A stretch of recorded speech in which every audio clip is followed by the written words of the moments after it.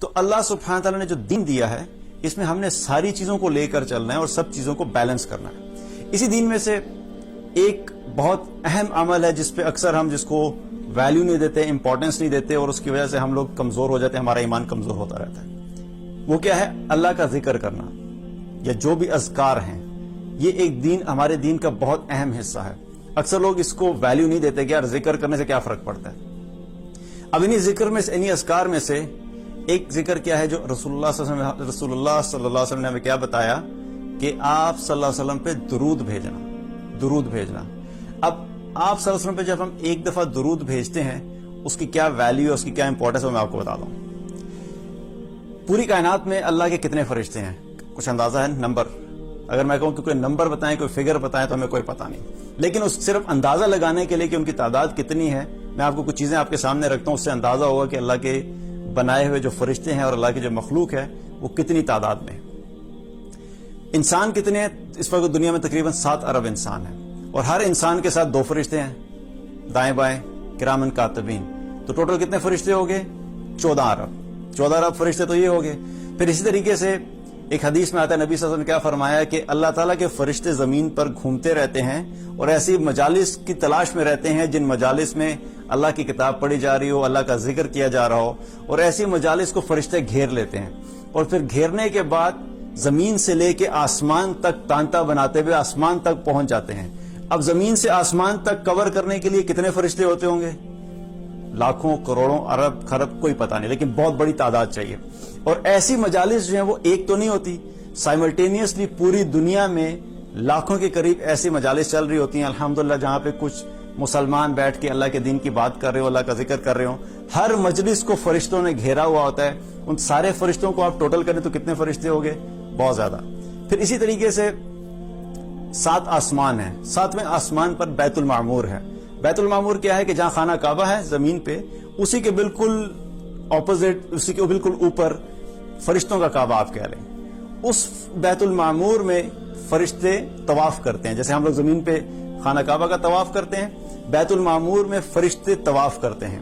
اور وہ طواف کرتے ہیں، ہر روز وہاں پر 70,000 فرشتے آتے ہیں. 70,000 فرشتے 70,000 فرشتے جب طواف کر کے چلے جاتے ہیں، پھر اس کے بعد 70,000 اگلے فرشتے آ جاتے ہیں.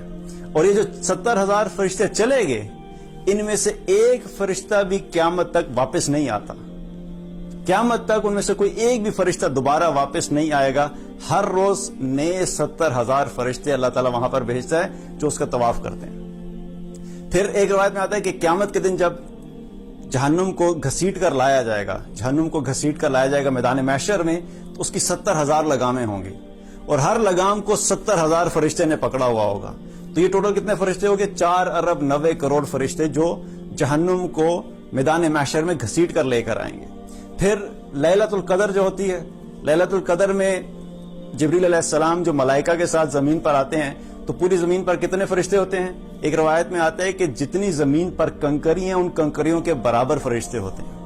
اب ان سارے فرشتوں کو اگر آپ اکٹھا کریں، زمین کے فرشتے، پہلا آسمان، دوسرا آسمان، 7 آسمان تک، تو ان کی تعداد کتنی بنتی ہے؟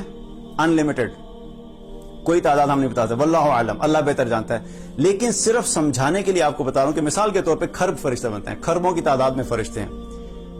جب میں اور آپ ایک دفعہ رسول اللہ صلی اللہ علیہ وسلم پر درود شریف بھیجتے ہیں، درود پڑھتے ہیں، تو ایک روایت میں آتا ہے، طبرانی کی روایت ہے، آپ صلی اللہ علیہ وسلم نے کیا فرمایا کہ جمعے کے دن مجھ پر کثرت سے درود پڑھا کرو.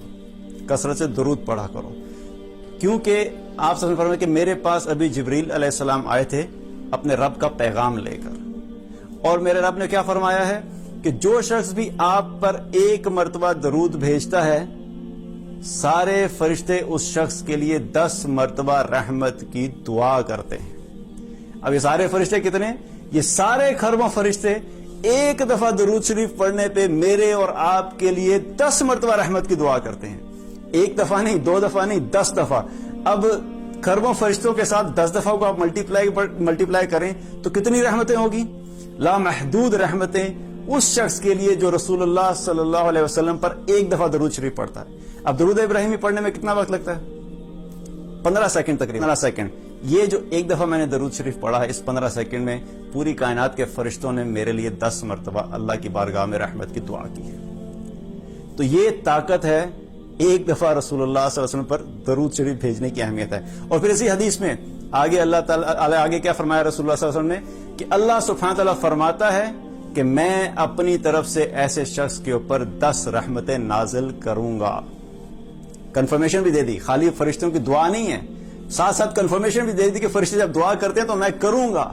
تو آپ سوچئے اس شخص کی زندگی میں کتنی رحمتیں ہوں گی, کتنی برکتیں ہوں گی جو کثرت سے رسول اللہ صلی اللہ علیہ وسلم پر درود شریف بھیجتا ہو.